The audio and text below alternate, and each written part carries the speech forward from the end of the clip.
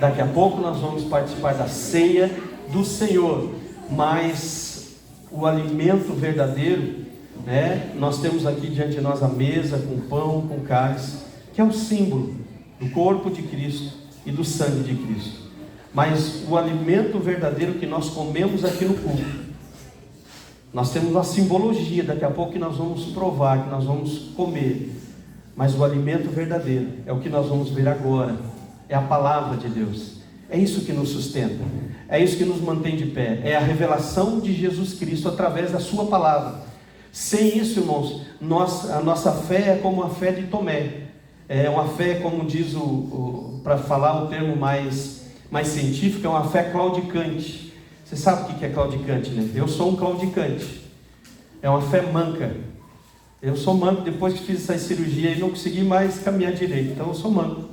Então a fé claudicante é uma fé manca, quando nós não estamos alicerçados na palavra de Deus. Hoje à tarde, vendo um pedacinho de um programa, foi feita uma pergunta bíblica para uma pessoa que tinha todo o linguajar de cristão. Oh, bênção, glória a Deus, oh, que bênção, e não sei, tinha todo o linguajar de crente. Mas foi feita uma pergunta simples, que na quarta-feira, na pregação aqui, todos que estavam aqui sabem o que é o lugar do Armagedon. E foi feita essa pergunta simples, e ele não sabia. Ele tinha toda a linguajar de crente, bênção, maravilha, glória a Deus, e falava, isso é uma bênção, aquilo é uma bênção. Ele tinha todo um linguajar de crente, mas não tinha o conhecimento de uma coisa tão simples, de que nós precisamos conhecer. Foi feita a pergunta bíblica e ele errou essa pergunta bíblica. Por quê? Porque muitos de nós, às vezes, temos um linguajar cristão, temos uma aparência de crente, mas o conhecimento de Deus é que nos alimenta, a revelação de Jesus é que nos alimenta. De nada importa um linguajar cristão, se não tivermos o conhecimento de Cristo, não tivermos o conhecimento da palavra. O maior alimento que nós vamos receber não é esse pão e esse cálice que nós vamos comer e beber daqui a pouco. É isso que nós vamos ler agora e estudar aqui. Esse é o alimento que vai te fazer sair forte dessa igreja nessa noite, revestido, a tua fé aumentar, a tua alegria aumentar, a tua força aumentar. É isso que vai te fazer forte, em nome de Jesus. Pega a sua Bíblia, abre em João capítulo 20. Nós estamos indo para a reta final deste livro. Muito provavelmente semana que vem nós terminaremos ele no capítulo 21. Não sei se dará tempo por causa do batismo, então a gente equaliza certinho para não ter que correr muito com a palavra, porque também se correr muito com a palavra também não resolve nada. Mas a gente vai ver. Se for possível, semana que vem nós terminaremos esse livro. E se nós terminarmos, na outra semana nós vamos começar um estudo aos domingos, de pelo menos do capítulo 1 ao capítulo 3 de Apocalipse. É tempo de orientação para a igreja de Deus, é tempo de orientação para a igreja do Senhor. E nós, assim que terminarmos João, nós vamos entrar em Apocalipse. Eu não prometo para você que nós vamos para o capítulo 4, 5, 6, porque a revelação das coisas que vão acontecer são assuntos mais para sentado em volta da mesa. Mas do capítulo 1 ao capítulo 3 é Jesus se revelando à sua igreja e orientando a sua igreja. Tem as 7 cartas às igrejas da Ásia, e é tremendo a orientação e o fortalecimento que Jesus nos dá através dessa palavra. Nós vamos ter um tempo de uns domingos aí mergulhados nesses 3 capítulos. Vamos começar lá em Judas também, porque Judas é a porta de entrada para Apocalipse, e mostra realmente como está a situação da igreja nos dias de hoje, e o que Jesus orienta, e o que Jesus determina a partir de Apocalipse 1. Tá bom? Fortalecimento, orientação para a igreja. Essa é a nossa maior função, né, aqui. Nós oramos pelas pessoas doentes, enfermas, pelas pessoas deprimidas. Nós visitamos, oramos por todas as pessoas. Nossa função continua a mesma, clamando, orando pelas pessoas, clamando por milagres, por salvação, por libertação. Irmão, eu não tenho problema em expulsar demônio, eu até gosto de vez em quando do enfrentamentozinho. O demônio pareceu, ele é para expulsar mesmo. Mas a mensagem desse tempo, irmãos, é de fortalecimento das pessoas. Fortalecimento em Cristo, não apenas de sinais, mas é de algo profundo na alma. E nós precisamos estar focados nisso, em nome de Jesus Cristo. João capítulo 20, vamos orar? Pega aí, mantenha aberta a sua Bíblia. A gloriosa ressurreição de Jesus. Eu amo falar sobre isso, irmãos. Isso é maravilhoso. Pai, em nome de Jesus Cristo, nós te glorificamos, te exaltamos, bendizemos o teu nome, Senhor, porque tu és santo, poderoso, bendito. Obrigado, Senhor, pelo Evangelho de João, que foi escrito por João, meu Pai. O Senhor tem nos ensinado, temos mergulhado no Santo dos Santos, temos aprendido coisas profundas, temos crescido, Senhor, como cristãos, como homens, mulheres que são, Senhor, apaixonados e buscam a tua revelação, não apenas os teus sinais, não apenas os teus milagres, não apenas as tuas bênçãos, que são poderosas e maravilhosas e continuam sendo na nossa vida, mas nós queremos mais e conhecer e ver e ter revelação do Senhor na nossa vida, Pai. Em nome de Jesus Cristo, abre nessa noite nosso entendimento, nossos olhos sejam abertos para a verdade da tua ressurreição, Senhor Jesus. Que em nome de Jesus Cristo o Senhor venha revelar nessa noite, venha se revelar vivo em nosso coração, em nossa mente, Pai. Que não seja apenas uma palavra, mas seja um fogo que queime na nossa alma, que penetre na nossa mente, que seja, Senhor, o selo da nossa salvação, a fé na tua ressurreição, meu Pai. Em nome do Senhor Jesus Cristo, nós oramos nessa noite, te pedimos, fala conosco, fortalece-nos na tua palavra e se revela a nós nessa noite, meu Deus, em nome do Senhor Jesus Cristo.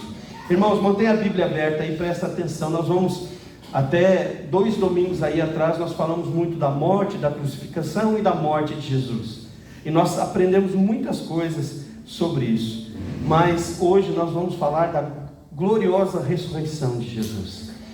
A ressurreição de Jesus é a pedra angular, irmãos, é o fundamento do cristianismo. Se não tivesse acontecido ressurreição, não haveria nada, nós não estaríamos aqui.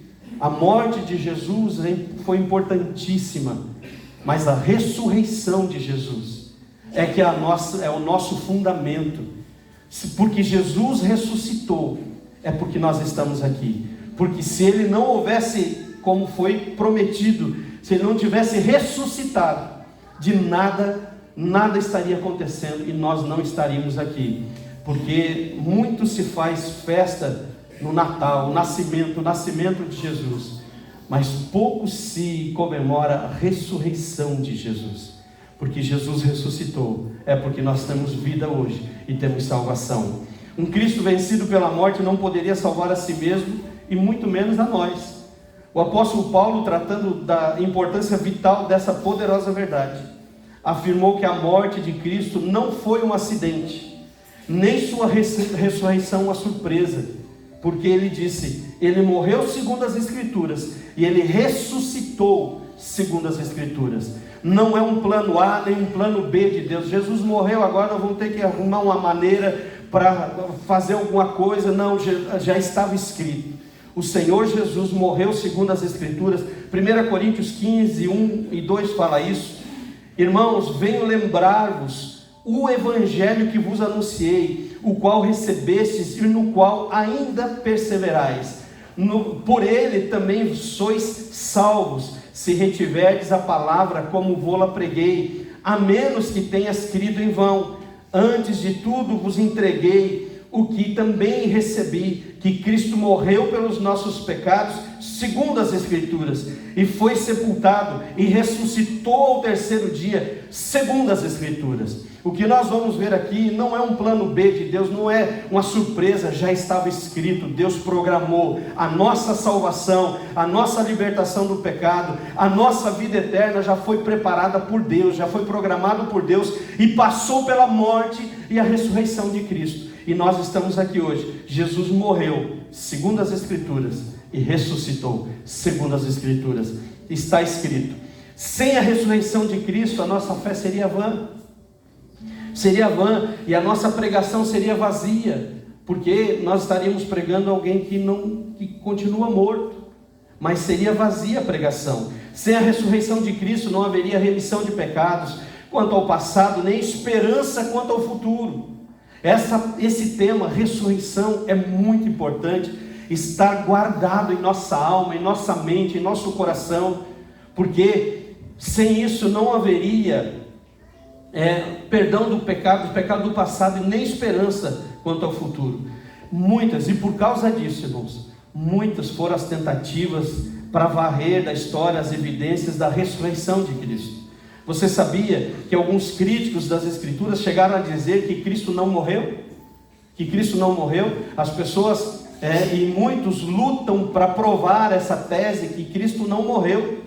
Apenas teve um desmaio na cruz, e ao ser colocado no lugar fresco, cavado na rocha, ele se reabilitou. Você sabia que existe essa tese de críticos que falam isso para tentar negar a ressurreição de Cristo? Outros, conforme a precaução das autoridades judaicas, afirmam que os discípulos roubaram o corpo e divulgaram a falsa notícia de que ele havia ressuscitado. Tem aqueles que ainda dizem que as mulheres foram ao túmulo errado e espalharam a informação, fake news, está na moda, né? Uma fake news, espalharam a informação de que o túmulo de Jesus estava vazio. A verdade, entretanto, prevalece. Jesus vive, Ele ressuscitou e está vivo, e Ele está aqui em nosso meio nessa noite, porque Ele disse: onde estiver 2 ou 3 reunidos em meu nome, eu estarei ali com eles. Ele vive e está aqui, apesar das teses, apesar das teorias, apesar da tentativa de Satanás de tirar do coração, da mente das pessoas que Jesus ressuscitou. A verdade sempre vai prevalecer. Jesus está vivo, está à destra do Pai e intercede por nós, e Ele voltará para buscar a sua igreja em nome do Senhor Jesus Cristo, e a nossa fé é alicerçada nisso. A gente crê nisso completamente em nome de Jesus. Jesus ressuscitou como as primícias dos que dormem. Também 1 Coríntios 15:20 fala: mas de fato, não é uma história, é um fato. Cristo ressuscitou dentre os mortos, sendo Ele a primícia dos que dormem. O que é a primícia dos que dormem? Ele é o primeiro que morreu, o primeiro que ressuscitou, e atrás vamos nós, que vamos passar ou não pela morte aqui, mas nós um dia ressuscitaremos com o nosso Senhor. Assim como Jesus ressuscitou com um corpo glorificado, nós também ressuscitaremos. Ele é a primícia, Ele é o primeiro que morreu e ressuscitou, e abriu o caminho para que nós também tivéssemos essa experiência da ressurreição e da salvação eterna. Versos 1 ao 10 vai falar da pedra removida, e o verso 1, João faz uma narrativa diferente dos outros evangelhos e limita sua história a Maria Madalena. Os outros falam de outras mulheres, de outras pessoas que foram, e ele vai focar em Maria Madalena. O verso 1, a pedra removida, uma prova eloquente da ressurreição de Jesus. Verso 1 diz assim: no primeiro dia da semana, Maria Madalena foi ao sepulcro de madrugada, sendo ainda escuro, e viu que a pedra estava revolvida. Irmãos, o túmulo era numa cova, numa cova na rocha, e a pedra que era colocada diante do sepulcro, ela era pesadíssima. Não era uma pessoa apenas, 2 que podiam remover. Lembra quando Lázaro estava enterrado, Jesus disse: retira a pedra, tirai a pedra. As pessoas tiveram que, várias pessoas, ir lá e tirar aquela pedra, porque ela era pesada, ninguém podia remover. Além disso, ela era selada com o selo romano, não podia ser quebrado aquele selo, estava fechado e bem fechado. E a prova mais eloquente da ressurreição de Jesus é que aquela pedra estava removida. Não foi um anjo, não foi ninguém que removeu, foi o próprio Jesus, de dentro para fora, que abriu. Não quebrou o selo, não destruiu a pedra, mas Ele, poderosamente, com a vida dele, Ele removeu aquela pedra sozinho. Não foi os soldados, não foram os discípulos, foi o próprio Jesus. A pedra era grande e ainda havia nela um selo inviolável do governador romano. O túmulo de Jesus foi aberto de dentro para fora. Não tinha nenhuma evidência de fora para dentro. O selo não estava quebrado. Não havia nada de fora para dentro. essa pedra foi removida de dentro para fora. Jesus arrancou o aguilhão. Sabe o que é o aguilhão? A gente canta que ele venceu, ele arrancou o aguilhão. O aguilhão é o ferrão. O ferrão da morte, o aguilhão da morte é aquilo que causa dor, que causa sofrimento. O ferrão de um marimbondo, por exemplo, quando ele pica, quando ele ferra a gente, aquele ferrão é que causa dor. Jesus tirou a dor da morte, o aguilhão da morte. Ele venceu de dentro para fora o túmulo. Aquela pedra pesada não foi capaz de segurar Jesus dentro daquele lugar. A morte, o aguilhão da morte, a dor da morte foi vencida naquele momento pelo nosso Senhor Jesus Cristo. Ele matou a morte ao ressuscitar dentre os mortos. Buda está no túmulo, Confúcio está no túmulo, Maomé está no túmulo, Allan Kardec está no túmulo, mas Jesus está vivo, está ao lado, à destra do Pai. Ele continua vivo, poderoso. A pedra foi removida, seu túmulo está vazio, Jesus não está mais lá, a morte não pôde detê-lo. Esse é o nosso Deus. A nossa fé é alicerçada nisso, irmãos.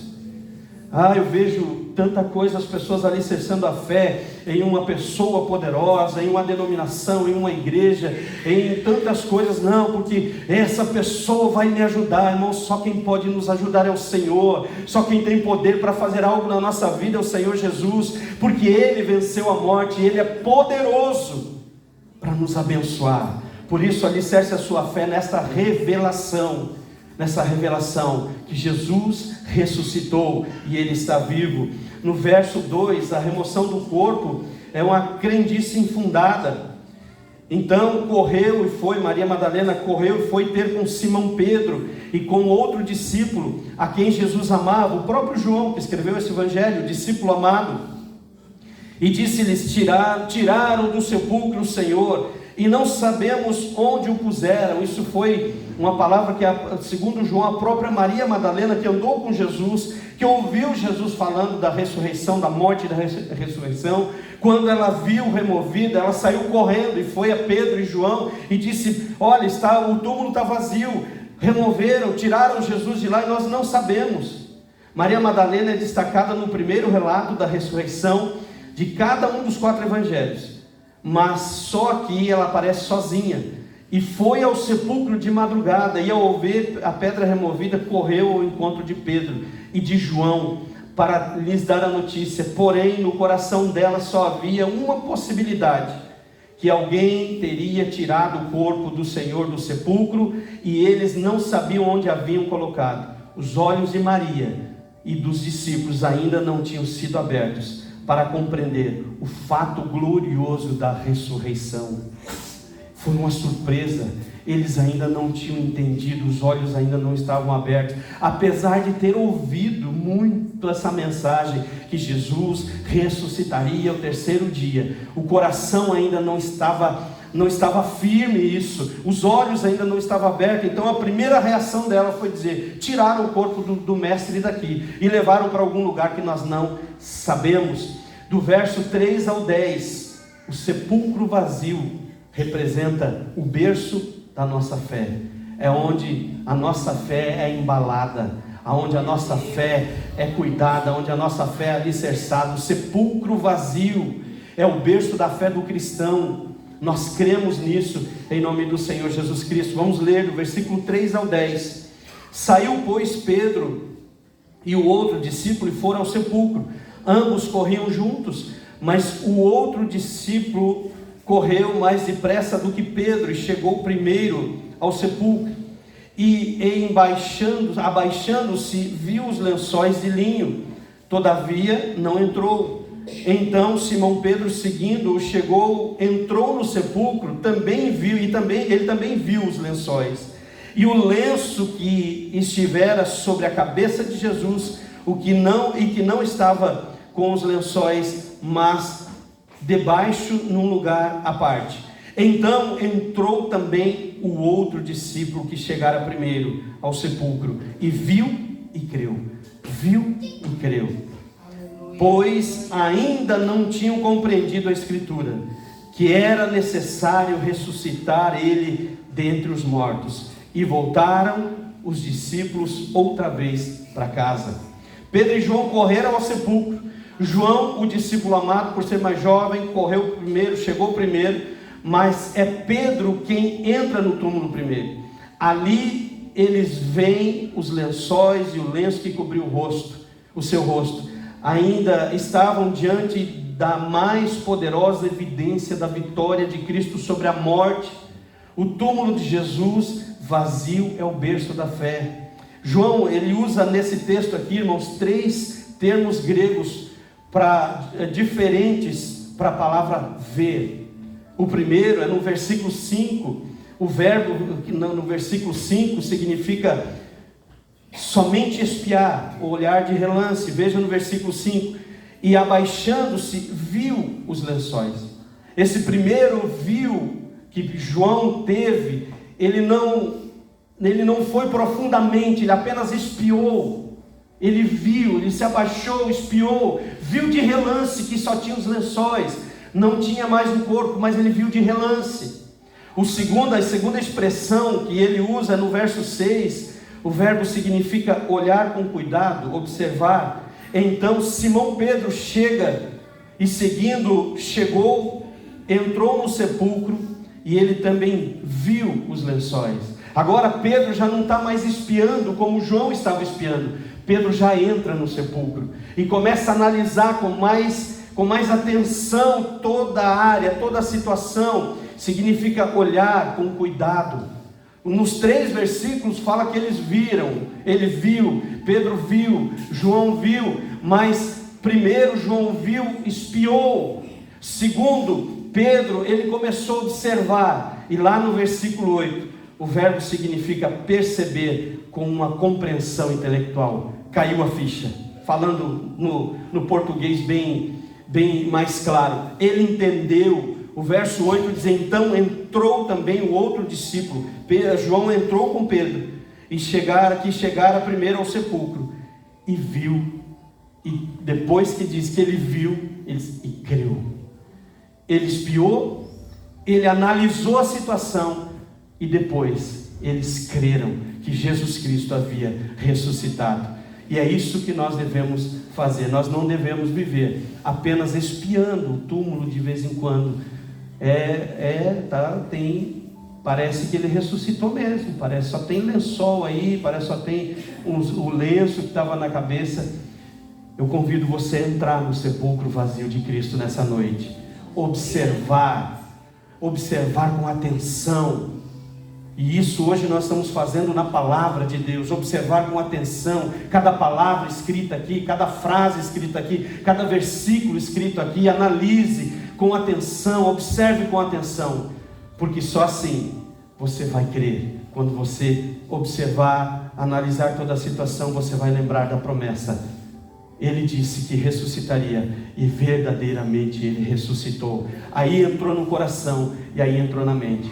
Por que muitas pessoas não se firmam na fé? Porque ainda ficam só lá de fora espiando. Não entram no sepulcro para averiguar, para ter atenção. E o pior, irmãos, que isso às vezes tem pessoas com 30, 40 anos, de frequentadores de igreja, mas nunca entraram no sepulcro para averiguar com atenção. Que negócio é esse de ressurreição? Para mergulhar dentro daquele sepulcro vazio e ver verdadeiramente ele ressuscitou. E eu creio verdadeiramente no meu coração, no meu intelecto. Agora não é só um achismo, agora eu acho, não é mais isso, agora é certeza. Jesus ressuscitou, ele está vivo e vive eternamente, e reinará eternamente. Esta é a fé que nós vivemos. Sua fé na ressurreição estava nascendo como um novo dia. O mesmo lugar que o mesmo Jesus que mandou tirar a pedra do túmulo de Lázaro para ressuscitá-lo, remove sem auxílio humano, nenhum auxílio humano, a pedra do seu próprio sepulcro. Primeiro, a pedra removida. Segundo, agora do versículo 11 ao 18, o túmulo vazio. Vamos ler do versículo 11 ao 18. Maria, entretanto, permanecia junto à entrada do túmulo, chorando. Enquanto chorava, abaixou-se e olhou para dentro do túmulo, e viu 2 anjos vestidos de branco, sentados onde o corpo de Jesus fora posto, um à cabeceira e o outro aos pés. Então eles lhe perguntaram: mulher, por que choras? Ela lhes respondeu: porque levaram o meu Senhor, e não sei onde o puseram. Tendo dito isto, voltou-se para trás e viu Jesus em pé, mas não reconheceu que era Jesus. Perguntou-lhe Jesus: mulher, por que choras? A quem procuras? Ela, supondo ser ele o jardineiro, respondeu: Senhor, se tu o tiraste, dize-me onde o puseste, e eu o levarei. Disse-lhe Jesus: Maria. Ela, voltando-se, lhe disse em hebraico: Raboni, que quer dizer mestre. Recomendou-lhe Jesus: não me detenhas, porque ainda não subi para meu Pai, mas vai ter com os meus irmãos, e dize-lhes: subo para meu Pai e vosso Pai, para meu Deus e vosso Deus. Então saiu Maria Madalena, anunciando aos discípulos: viu o Senhor, e contava o que ele lhe dissera estas coisas. Versículo 11 ao 18. Maria Madalena não se contenta apenas ver o túmulo vazio. Depois de constatarem o túmulo vazio, Pedro e João voltaram para casa, mas Maria Madalena permaneceu na entrada do sepulcro. Para ela não bastava ver as evidências da ressurreição, ela queria ver Cristo ressurreto. Aleluia. Irmãos, essa deve ser a sede, essa deve ser a nossa sede. Nós já passamos aqui, pelo menos nessa igreja, da fase de convidar pessoas. Vamos lá, está acontecendo grandes milagres na nossa igreja, tem gente curada, tem gente liberta. Nós já passamos dessa fase. Hoje a nossa propaganda é: vamos conhecer Jesus Cristo, o nosso Senhor, o nosso Salvador. Madalena não se contentou apenas com a evidência, ela queria ver Jesus, e essa deve ser a sede da nossa alma. É bom sim, o Senhor faz milagres, o Senhor cura, o Senhor multiplica das suas bênçãos sobre nossa vida. Isso é o efeito da nossa fé em Cristo Jesus. Mas o melhor, a sede que nós devemos ter, é de conhecer, ver, ter revelação de Jesus, conhecimento de Jesus, porque essa é a nossa maior bênção. Ela olha para dentro com lágrimas. Maria chorava porque o túmulo estava vazio. O túmulo vazio ainda não era para ela a evidência absoluta da ressurreição. Ela cogitava até que alguém teria levado o corpo de Jesus para outro lugar. E então ela olha para trás e olha com discernimento. Depois de olhar dentro do túmulo, Maria olhou para trás e viu Jesus em pé. Jesus estava em pé atrás dela, mas não o reconheceu. Jesus lhe faz a mesma pergunta que os anjos fizeram: mulher, por que choras? Por que você está chorando? E acrescenta: quem você procura? Jesus faz essa pergunta para nós nessa noite. Nós choramos por quem? A quem nós procuramos na igreja, na religião, na fé? A quem nós choramos? Por quem nós choramos? Por quem nós nos curvamos? A quem nós procuramos? O que nós procuramos na fé, na religião, na igreja, nas reuniões que fizemos, na oração? Houve um tempo, e ainda tem muitos lugares assim, que procuram curas, milagres, prosperidade, casamento, relacionamento, divórcio, salvação do casamento. Tem tantas palestras para tudo, mas poucos estão chorando para ver Jesus, para conhecer Jesus. Poucos estão chorando e procurando Jesus. Jesus diz para ela: mulher, por que tu choras? A quem você procura? Maria, ainda com os olhos da alma fechados ao maior de todos os milagres, a ressurreição de Cristo, pensou que era essa pessoa que estava falando com ela, era o jardineiro. Ainda ela estava com a alma fechada. Nessa hora Jesus se dirige a ela e a chama pelo nome. E isso tem muito poder, irmãos. Sabe por quê? porque eu posso não conhecer o nome certinho de cada um de vocês, mas Jesus, que vive e reina para sempre, conhece o teu nome. E Ele, quando Ele chama pelo nome, é porque Ele está dizendo: eu te conheço. Lembra de mim, lembra do nosso encontro, lembra da nossa experiência juntos. Volta lá atrás e lembra quando você ouviu a voz de Jesus te chamando. Quando você ouviu a voz de Jesus dizendo: vem filho, vem fulano, vem ciclano, vem para mim. Esse falar de Jesus, essa palavra dizendo o nome dela, é muito importante. E ela disse: mestre, porque cada um de nós sabemos quando é Deus que fala conosco. Eu sei quando Deus está falando comigo, eu sei quando é a voz dele.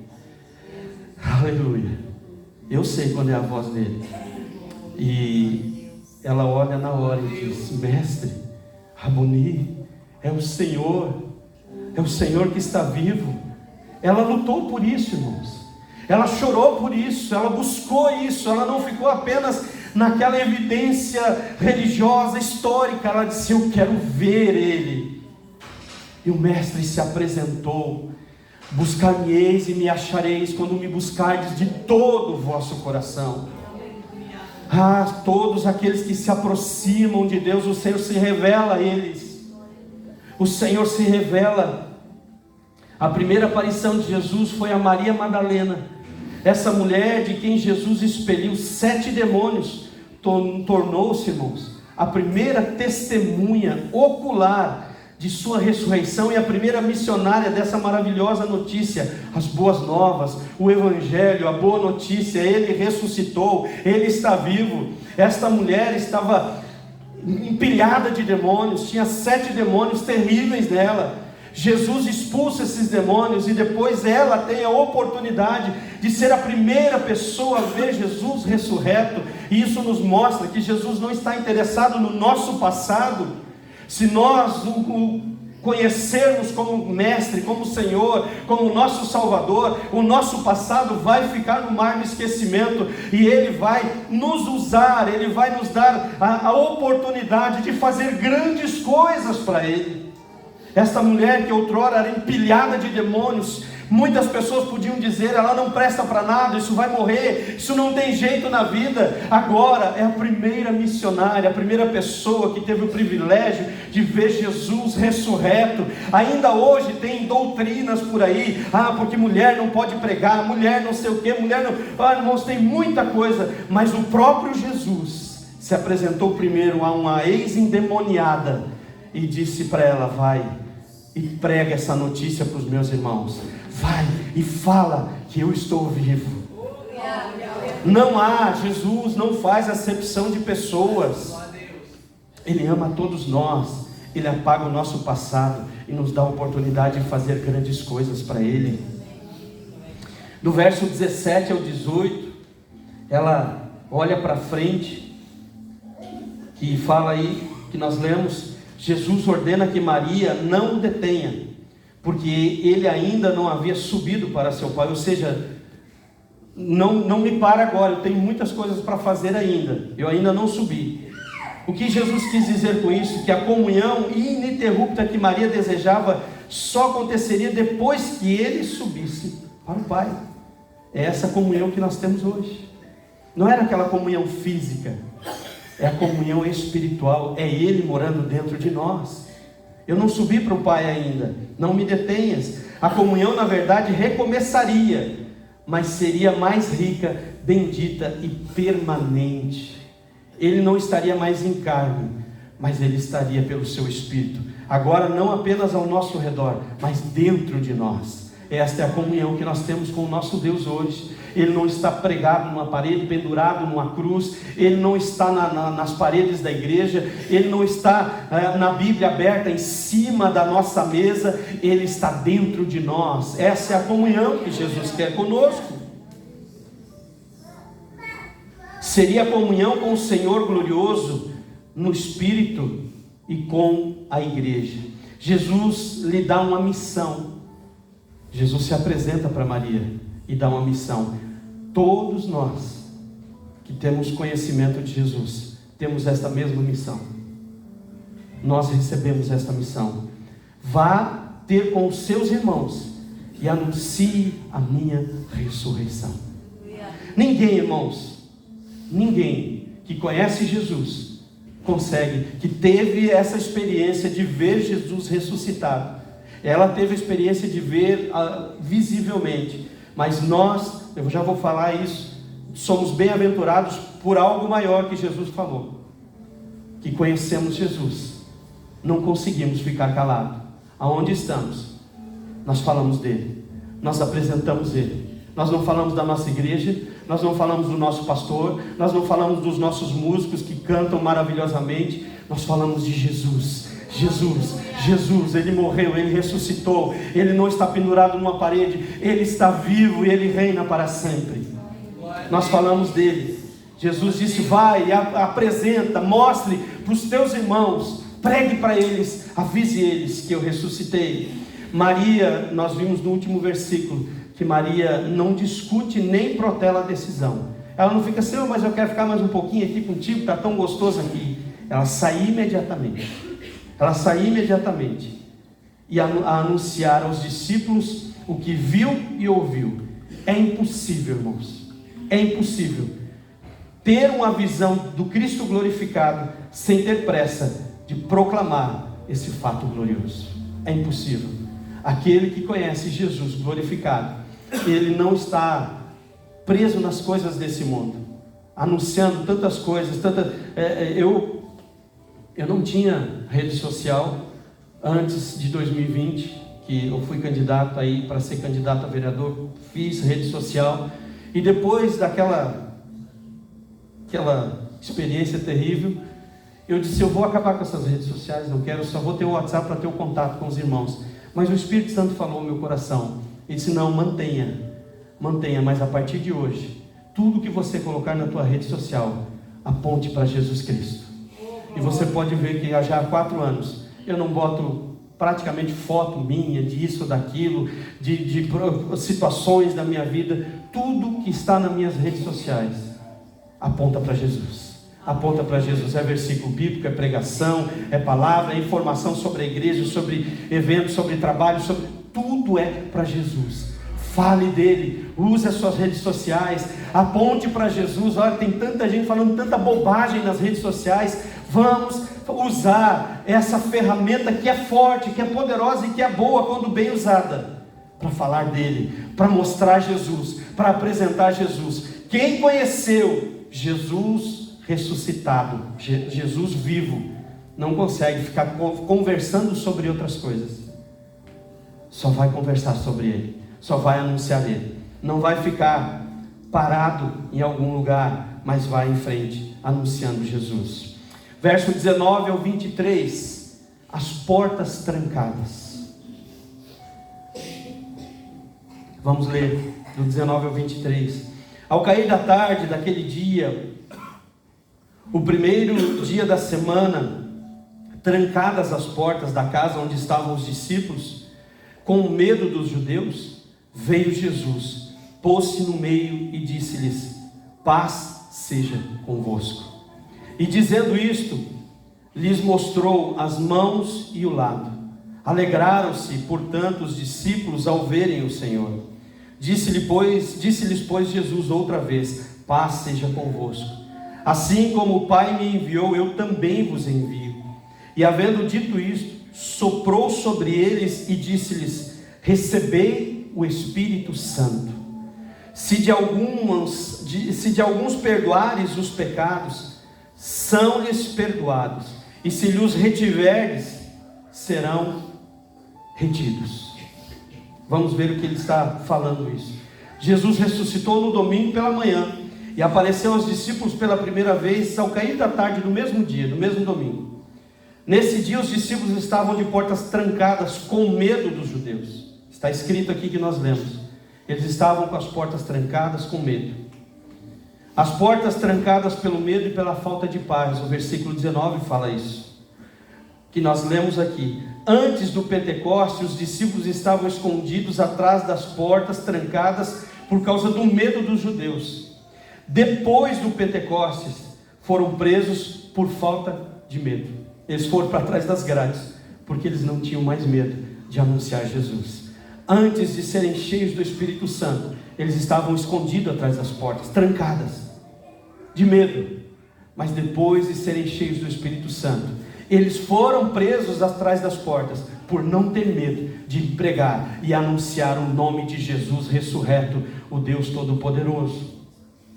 E eles estavam trancados por causa do medo, e também porque lhe faltava paz. E Jesus, a primeira palavra que Jesus fala é: paz seja convosco.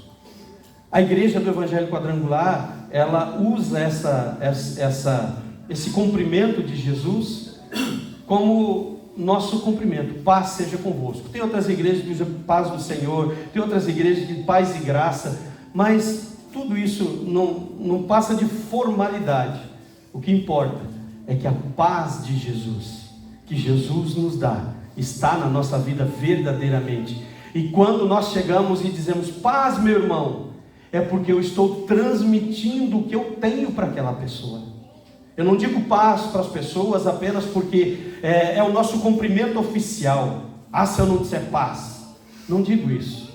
Eu digo paz para as pessoas, porque esta paz que Jesus me deu um dia, eu transmito para a pessoa, eu passo para ela. Todas as vezes que eu cumprimento alguém com a paz do Senhor, com a paz e graça, ou com a paz seja convosco, eu estou transmitindo a paz de Jesus que está em mim para a pessoa.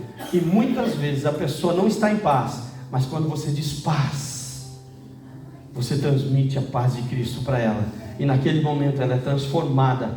Eles não estavam apenas com medo, mas estavam também perturbados, inquietos e sem sossego. O coração deles estava um turbilhão de dúvidas, incertezas e culpa.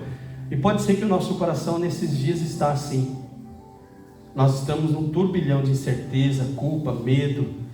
Estamos com as portas trancadas, mas eu digo para você nessa noite: o Senhor Jesus Cristo lhe dê a paz que você precisa nessa noite. Receba a paz de Deus na sua vida, porque a primeira palavra que Jesus diz a eles é: paz seja convosco. E eu quero declarar essa palavra sobre você. Talvez o seu coração, você está aí ouvindo essa palavra, seu coração está como os discípulos, amedrontado, né, com toda a situação que está ocorrendo ao seu redor, está perturbado, está sem sossego, está um turbilhão de dúvidas, incerteza e culpa. E eu sinto de orar nessa noite por culpa. Nós vamos orar daqui a pouco. Mas a paz que excede todo entendimento venha sobre a tua vida agora. E essa certeza que Jesus ressuscitou seja clara, evidente, que você esteja em paz, que o teu coração descanse, que a tua alma descanse no Senhor, em nome de Jesus Cristo. No verso 20, as portas estavam trancadas pela ausência de Jesus. Eles estavam acostumados a ter Jesus sempre por perto, em todas as horas. Quando Jesus não está presente, o nosso coração também se enche de medo. Não é assim? Quando você ora e não sente nada, você não fica com medo? Oh meu Deus, eu estou orando e parece que nada está acontecendo. Oh meu Deus, olha tudo que está acontecendo na minha casa, na minha família, no meu casamento. Parece que o Senhor não está aqui. Você não sente medo, você não se sente fraco, você não se sente triste, você não se sente abatido. Parece que Deus não está aqui comigo, parece que Ele não está cuidando de mim, parece que o Senhor, onde é que está o Senhor? Assim estavam os discípulos. Eles estavam acostumados a ter Jesus sempre perto deles, e de repente eles se veem sozinhos. O nosso coração também é assim, mas só a presença de Jesus pode tirar a dúvida, dissipar a angústia e restaurar a paz no nosso coração aflito, irmãos. É só a presença de Jesus. Diante do testemunho ocular do Cristo vivo, os discípulos se alegraram. Aquele peso, aquela angústia, aquele medo vai embora, e eles se alegram, porque Jesus ressuscitou. Alegre-se, irmão. Jesus ressuscitou. Tira esse peso da tua alma. Esse problema não te consome, essa situação não te destrói. Jesus está vivo. Ele te dá paz, Ele te dá segurança, Ele te dá a força necessária, o alívio necessário para você passar. Lembre-se, lá fora os judeus, os romanos estavam procurando os discípulos para aniquilar eles também. A situação continuava a mesma, mas a presença de Jesus ali tirou o medo, tirou a angústia, tirou o sofrimento, tirou a dor, e agora eles estão em paz. Tudo que estiver ao nosso redor pode continuar acontecendo, mas aqui dentro tem a paz de Cristo, que excede todo entendimento. Ninguém vai entender por que eu não me revolto. Ninguém vai entender por que eu não saio dando uns gritos. Ninguém vai entender por que eu não saio brigando com todo mundo. Eu só entendo porque Jesus ressuscitou e vive em mim. Não porque eu sou bom, não porque eu tenho autocontrole, é porque o Senhor me deu controle pelo poder do seu Espírito. Mansidão, domínio próprio, é fruto do Espírito Santo. Não é meu, mas é do Espírito Santo. Quando somos cheios do Espírito Santo, temos mansidão, temos domínio próprio que Ele nos dá. E nós vencemos as lutas externas, as pressões externas, com a presença dEle em nós, com a paz que Ele nos dá.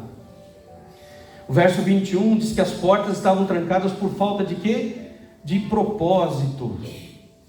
Quando falta propósito na nossa vida, nós fechamos as portas, irmãos. Jesus lhes oferece novamente a paz. Ele novamente fala: paz seja convosco, e dá a eles um comissionamento. Assim como Jesus havia sido comissionado pelo seu Pai, Ele também comissiona os seus discípulos. O 21 diz assim: disse-lhe Jesus outra vez: paz seja convosco, assim como o Pai me enviou, eu também vos envio. Os discípulos estavam ali fechados, com as portas trancadas, e agora, o que nós vamos fazer? Ninguém sabia o que fazer, não tinha propósito. Quando nós não sabemos o que fazer, nós estamos com as portas trancadas. Quando nós não temos um propósito, ou não vivemos o propósito que Deus nos deu para viver, nós fechamos as portas para Cristo, e nós ficamos perdidos, né? Participamos da religião, assim como religiosos, e vai empurrando com a barriga, porque nós não sabemos para onde ir. Mas quando nós temos as portas do nosso coração abertas para Cristo, nós sabemos que Ele não nos chamou para ser crente apenas, Ele nos chamou com um propósito, Ele nos salvou com um propósito, e o propósito Ele disse aos discípulos: assim como o Pai me enviou, eu vos envio. O mandato de Cristo não é apenas para fazer a obra. Voltando um pouquinho, assim como Jesus havia sido comissionado pelo seu Pai, Ele também comissiona os seus discípulos. O mandato de Cristo não é apenas para fazer a obra, mas para fazer a obra da mesma maneira que Ele fez. Eu não faço a minha obra, eu não faço a obra do jeito que eu quero, eu não faço as coisas do jeito que eu penso que tem que ser. Jesus disse: assim como eu fiz, vocês têm que fazer também. Há um padrão, irmão. Há um padrão. E o padrão é o padrão de Jesus. Da mesma forma que Jesus se entregou, se humilhou, pegou a sua cruz e carregou, da mesma forma que Jesus tirou a sua majestade, se vestiu como homem para servir a humanidade, para salvar a humanidade. Esse é o propósito de Jesus nas nossas vidas. Também nos despir de nós mesmos. Devemos nos aproximar das pessoas e amá-las, servi-las e levar-lhes a mensagem da salvação. Esta é a obra de Jesus. Jesus nos ama, Jesus veio e nos serviu, e Jesus nos deu a salvação. Esta é a mensagem que nós devemos ter com as pessoas. Não precisa brigar por causa de denominação, não precisa se dividir por causa de placa de igreja, ou disso ou daquilo. Nós temos que fazer a mesma obra que Cristo fez. Enquanto eu estiver aqui sendo pastor desta igreja do Evangelho Quadrangular, eu estou fazendo a obra não da igreja do Evangelho Quadrangular, eu estou fazendo a obra de Cristo, eu estou pregando o Evangelho de Cristo. Mas se um dia eu não estiver na igreja do Evangelho Quadrangular, pregando na igreja do Evangelho Quadrangular, eu posso estar embaixo de um pé de árvore, eu vou estar fazendo a obra de Cristo, e não a minha obra, não a obra de uma igreja. A obra é dele. o padrão do propósito divino para nós é o mesmo padrão que Deus deu a Cristo: amar as pessoas, servir as pessoas e levar as pessoas ao conhecimento e à salvação, ao conhecimento de Cristo e à salvação, a pregação do Evangelho, a ministração do Evangelho. Nós recebemos a comissão de continuar a obra de Cristo e não de começar outra obra. Tem muita gente que começou uma outra obra que não é a obra de Cristo. Mas nós temos uma missão: fazer a mesma, assim como o Senhor Jesus, como Deus comissionou Jesus, a mesma forma, nós temos que continuar essa obra. O Senhor Jesus nos deixou esta missão. Sabe por que tem muita gente com a porta trancada, com medo, perdido? Porque ainda não entendeu o seu propósito. E o nosso propósito é esse. Ah, pastor, mas então eu vou fazer um curso para pastor, eu vou fazer um curso para pregador, eu vou cantar, eu vou fazer isso. Esse não é o propósito. O propósito é amar as pessoas, servir as pessoas e pregar o Evangelho. Para isso você não precisa ter carteirinha de pastor, você não precisa ser músico, você não precisa ser nada. Você só precisa conhecer Jesus e conhecer esse propósito: amar, servir e salvar as pessoas em Cristo Jesus. Isso você pode fazer aqui de cima, você pode fazer aí, você pode fazer no seu emprego, você pode fazer na tua empresa, você pode fazer na rua onde você passar, você pode estar lá numa sala de cirurgia, você pode fazer com um enfermeiro, com um médico, você pode fazer isso aonde você estiver. Amar as pessoas, servir as pessoas e pregar Jesus Cristo ressurreto para elas, a salvação, levar as pessoas à salvação. Então nós não temos outra obra. Nós não temos outra coisa a fazer, a não ser fazer a obra de Jesus, conforme o padrão de Jesus. Verso 22 e 23, que as portas estavam trancadas por falta de quê? De poder. Por quê? Porque Jesus entra, não apenas comissiona os seus discípulos, dando-lhes uma missão, mas também sopra sobre eles o Espírito Santo. Irmãos, pessoas dizem, mas eu não sei fazer isso. Quando Jesus nos dá a comissão, Ele nos dá o poder. Jesus disse certo dia para os discípulos: olha, não se preocupe quando vocês forem colocados diante de governadores, prefeitos, não se preocupe com o que vocês vão falar, porque não vai ser vocês que vão falar, mas é o Espírito do Pai que vai falar através de vocês. O poder, eu estou aqui falando não na minha sabedoria, não no meu intelecto, não no meu poder, porque eu não tenho. Mas o que eu estou falando para você é no poder do Espírito Santo, na revelação da palavra de Deus, no poder do Espírito Santo, porque é Ele quem tem falado, Ele quem tem revelado, Ele quem tem alimentado esta igreja. Se fosse por mim, você não estaria aqui, porque você sabe as minhas fraquezas, você sabe que eu sou fraco, você sabe que eu luto todos os dias como você. Não tem aqui um pastor se pintando de super-herói, de poderoso, de que faz e desfaz, que faz milagre, que faz isso, que faz aquilo. Você sabe que tem um ser humano aqui que tem um título de pastor, tem uma responsabilidade maior, mas que tem fraquezas, tem debilidade física, tem problemas de saúde, tem um monte de coisa. Mas quem está fazendo a obra nesse lugar, e você está aqui, é por causa do Espírito Santo de Deus, que tem selado o teu coração, que tem queimado a tua alma, que tem te aberto os olhos para a revelação de Jesus, que não tem te levado para uma religiosidade cega, mas tem te levado para a verdade, a revelação da verdade de Cristo Jesus. Mas também sopra o Espírito Santo, dando-lhes capacitação e poder. Eles estavam com medo, eles estavam perdidos. Jesus chega, dá segurança, dá paz, e agora Jesus sopra o Espírito sobre eles. Isso, irmãos, esse sopro do Espírito em breve se tornaria em derramamento do Espírito, no cumprimento da promessa do Pai, na descida definitiva do Espírito Santo para estar sempre com a igreja. Nesse momento Jesus dá um sopro, Jesus apenas asperge, é como pegar um copo de água e aspergir um pouco do Espírito, porque para que ele sentisse a segurança da presença dele. A segurança, quando nós percebemos o Espírito Santo em nós, a primeira coisa que nos dá é ousadia, segurança, força. Nós estamos na luta, na batalha, mas quando nós percebemos a presença do Espírito Santo, nossa cabeça se levanta, nós vimos que não estamos sozinhos, o poder de Deus está conosco, Ele está lutando a nossa batalha, Ele está conosco, E é isso que nos fortalece, é isso que nos levanta.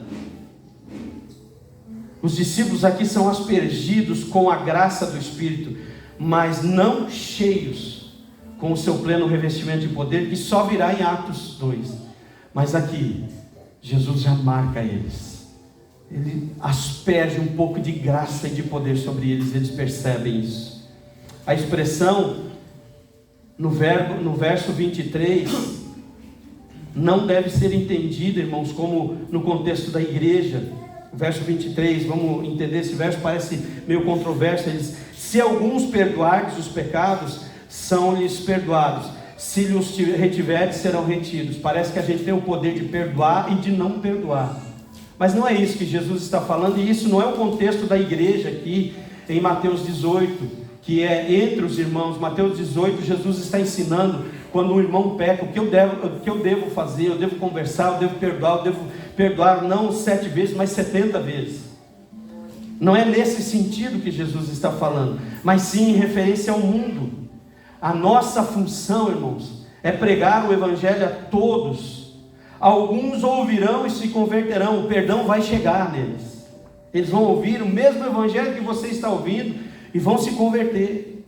Vão ouvir a mesma palavra e vão se converter. E outros vão ouvir a mesma palavra e não receberão.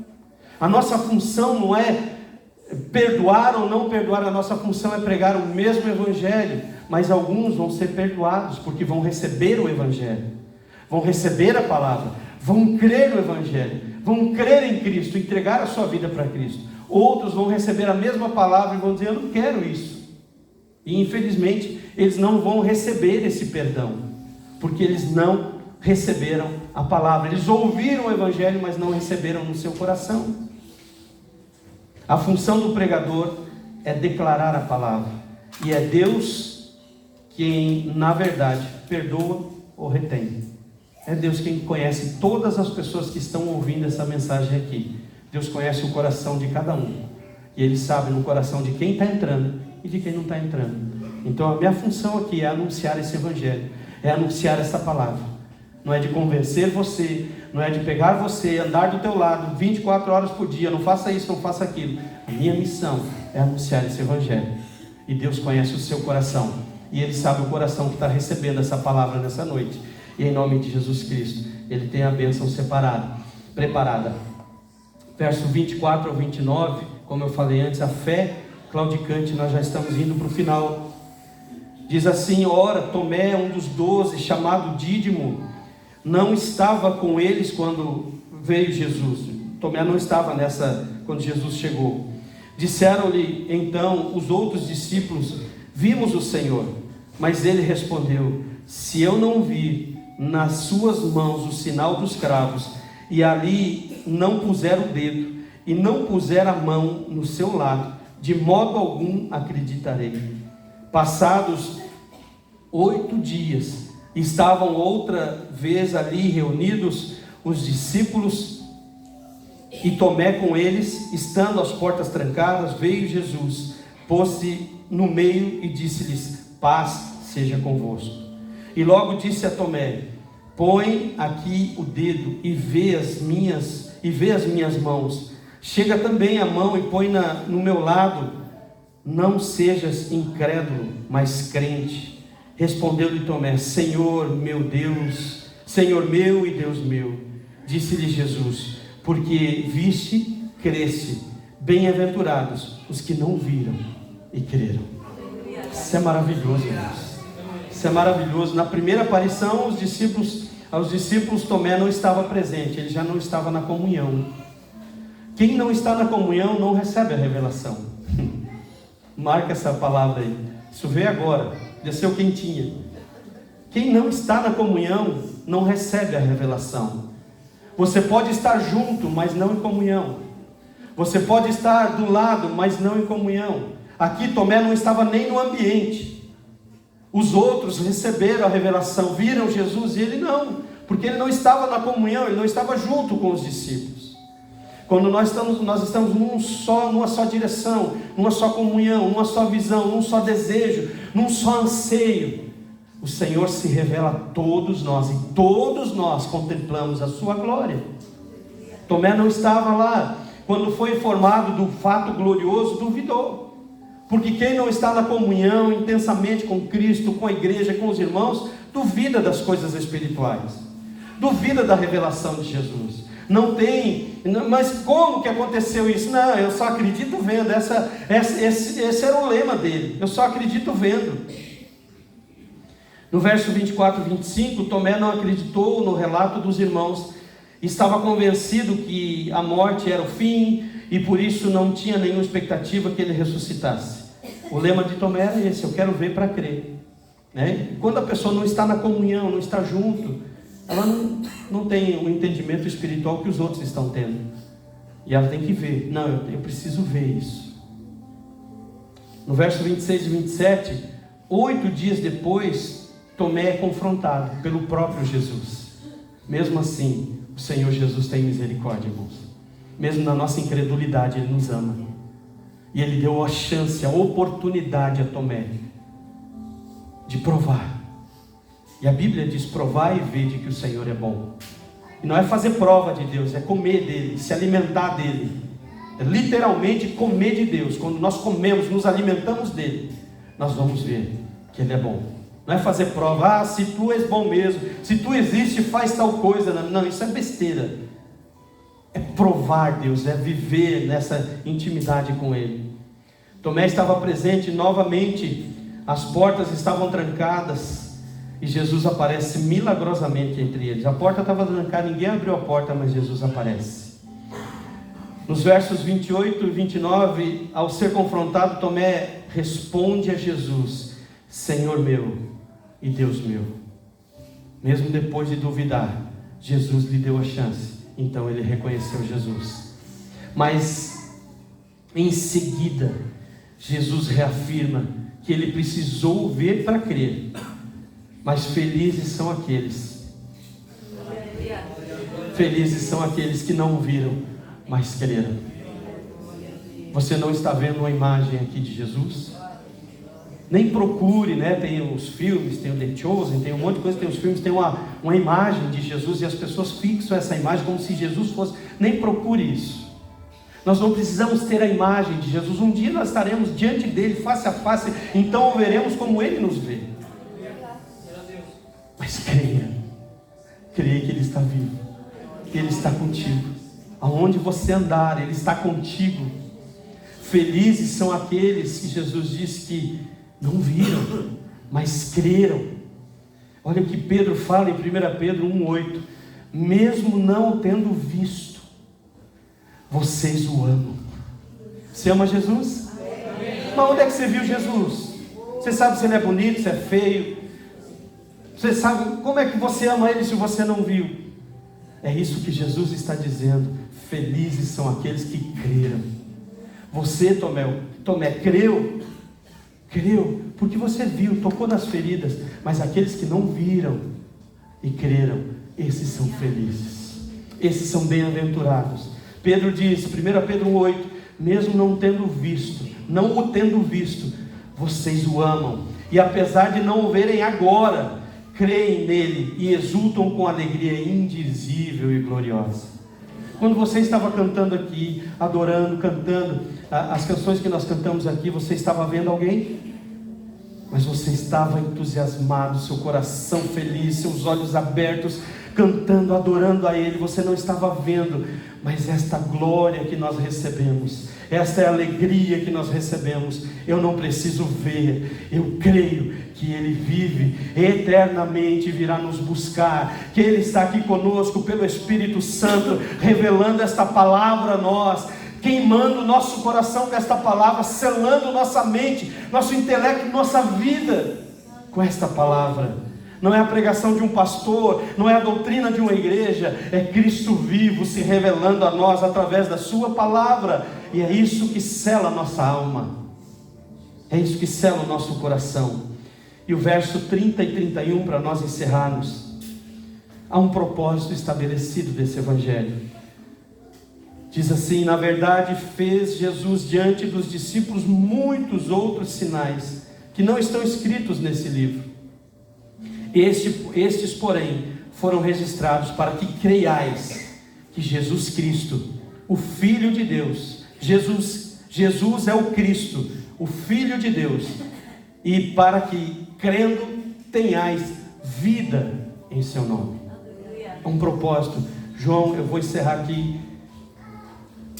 João fala no final desse capítulo o propósito desse evangelho. Primeiro, João destaca nos dois últimos versículos duas verdades. A primeira verdade, versículo 30, é o método do evangelho.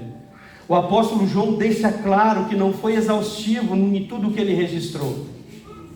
Por mais que seja a extensão maior, mais que seja a extensão dos sinais milagrosos operados por Jesus, João selecionou apenas 7, lembra desde o início, 7 milagres, para atestar, primeiro, a verdade incontroversa de que Jesus Cristo é verdadeiramente o Filho de Deus. Lembra do milagre do cego de nascença? Por que João contou? Esse foi um dos 7 milagres que João registrou. Porque os judeus criam que alguém de nascença, que era cego de nascença, só poderia ser curado por Deus. Ninguém mais poderia curar. Ninguém mais poderia curar. Por quê? Porque era um milagre criativo. Uma pessoa que nasce cego de nascença, ele não tem o globo ocular todo formado, tem alguma coisa que está faltando, então tem que criar. E eles criam, os judeus criam que só Deus pode criar, só Deus é o Criador. E aí Jesus chega num cego de nascença, cura ele, e aquilo vira uma controvérsia. Um monte de gente chega, entrevista o cego, entrevista os pais do cego, entrevista os amigos do cego, mas ele era cego mesmo, por quê? Porque eles não queriam crer que Jesus havia curado um cego de nascença, porque esse cego de nascença só poderia ser curado por Deus. Então João disse assim: olha, eu não registrei tantos milagres, mas os que eu registrei foi para provar que Jesus é o Filho de Deus, para que não haja controvérsia, para que as pessoas que contemplarem esses milagres saibam e creiam que esses milagres só Deus podia fazer. Então, se só Deus podia fazer, Jesus fez, ele é o Filho de Deus. Esta é a prova. E o segundo propósito é o propósito do Evangelho. A primeira é o método do Evangelho, o segundo é o propósito do Evangelho.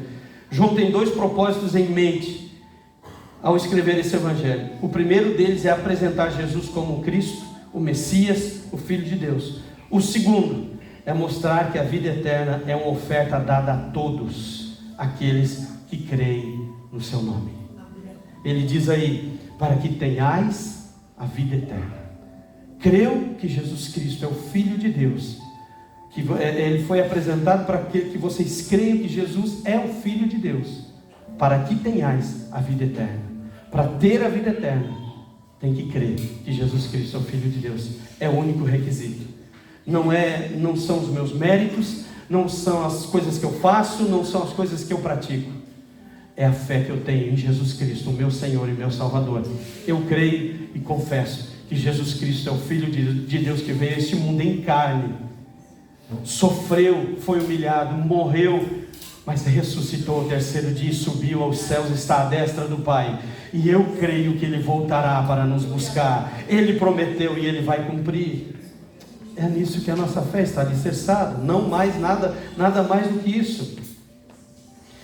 E outra coisa, irmãos, que eu quero para encerrar aqui: a vida eterna não é apenas um tempo sem fim, mas é a própria vida de Deus vivida a partir de mim agora.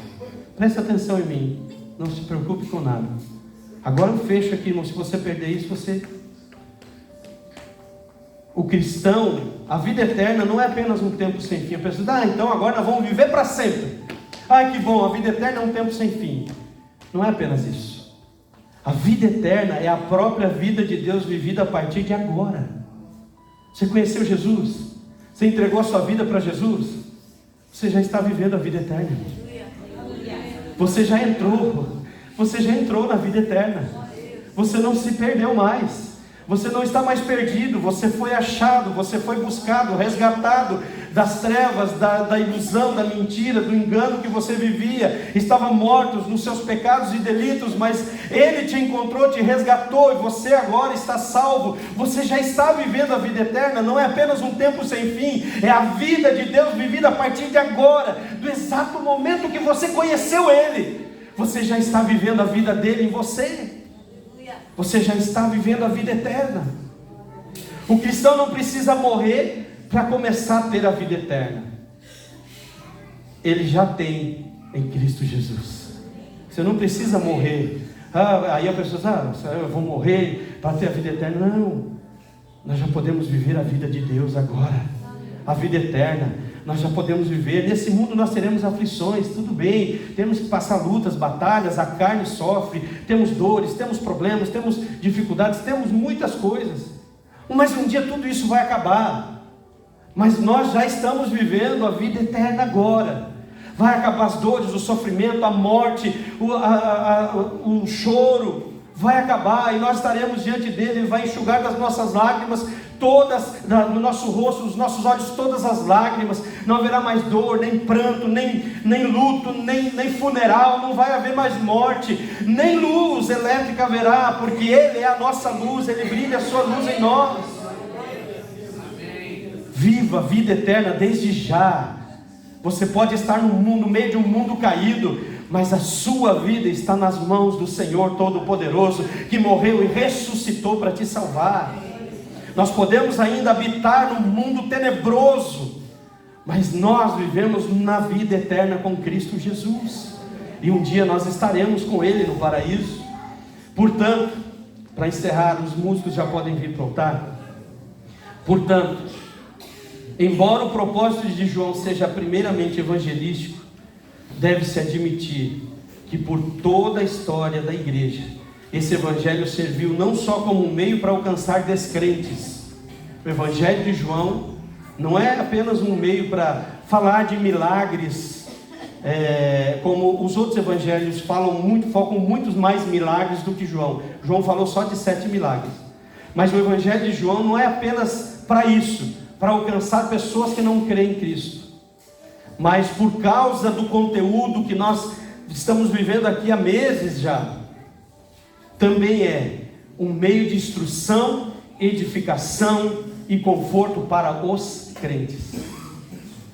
Ele serve para evangelizar lá fora, mas o evangelho de João, que nos mostra esses 7 milagres e Cristo como Filho de Deus, é para nos dar edificação, conforto, segurança, para que nós como crentes possamos viver verdadeiramente essa vida eterna com Cristo, esta vida abundante com Cristo, esta vida segura com Cristo, esta vida em paz com Cristo, em meio à tribulação, em paz com Cristo. Pense, nesses últimos 2 ou 3 meses, até mais, nós estamos vivendo dentro desse evangelho, e o Senhor está nos fortalecendo, edificando, nos confortando, como crentes que já somos, através da revelação que Ele tem nos dado nesse evangelho. Seja fortalecido, seja abençoado, que o Senhor se revele a você nessa noite. Como eu disse, esse pão e esse cálice que nós vamos comer agora, ele é o símbolo apenas, mas não é porque você vai comer um pão e tomar um copo de suco que você vai ser transformado. Você já está transformado pela palavra de Cristo Jesus. Isso aqui é apenas um ritual, uma ordenança que o Senhor Jesus nos deixou, para lembrarmos, para trazermos em memória o sacrifício dele. Mas por isso nós não proibimos ninguém de participar. Comer o pão e beber o cálice não perdoa ninguém, e também não condena ninguém. Por quê? O que condena, irmãos, é vestir uma capa religiosa e não ter o conhecimento, não viver profundamente, não entrar no túmulo, não analisar bem e não crer. Quantas pessoas estão vivendo isso? Seguem regras, olha, você não pode participar da ceia por causa disso, por causa daquilo, por causa daquele outro. Estão só lá de fora olhando lá no túmulo. Parece que ressuscitou mesmo, tem os lençol lá. Nunca entraram lá dentro, analisaram com profundidade aquele ambiente e nunca creram que Jesus Cristo morreu justamente por isso, para a remissão dos nossos pecados, não para se afastar dos pecadores, mas para atrair os pecadores para Ele. O amor de Jesus não é para afastar os pecadores dele, mas é para atrair os pecadores dele. E é por isso que nós estamos aqui. Somos todos pecadores e fomos atraídos por esse amor glorioso. E por causa disso eu quero te convidar a se colocar de pé. E nós vamos participar da ceia do Senhor. O alimento que você precisa, você já recebeu nessa noite. E eu espero que você saia daqui com os seus olhos abertos para Cristo Jesus. Que a ressurreição de Jesus não seja só uma história que você conheceu, muito linda, emocionante até, mas que ela seja verdade no seu coração. Que você o conheça ou tenha o desejo, como Maria Madalena teve. Sim, o túmulo está vazio, mas eu quero mais. Sim, me contaram que Ele ressuscitou, mas eu quero mais. Falaram que Jesus ressuscitou, mas eu quero vê-lo. Eu quero ter uma experiência com Ele. Não com religião nenhuma, eu quero ter uma experiência com Jesus. Essa deve ser a sede da nossa alma, do nosso coração. Experiências com milagres, com espetáculos externos, tem de monte. Mas a sede do nosso coração deve ser ver Jesus ressurreto. Ele ressuscitou e está vivo, e está disposto a se apresentar para você nessa noite. Fecha os teus olhos, vamos adorar a Deus pelo menos com uma parte de uma canção, e depois nós vamos ministrar a ceia e orar. Eu quero orar para que o Senhor nessa noite nos purifique a nossa alma, tire toda a culpa, todo o medo, que nós possamos abrir as portas para o Senhor, não ficar de portas trancadas, mas abrir as portas do nosso coração para Ele, para que Ele possa entrar.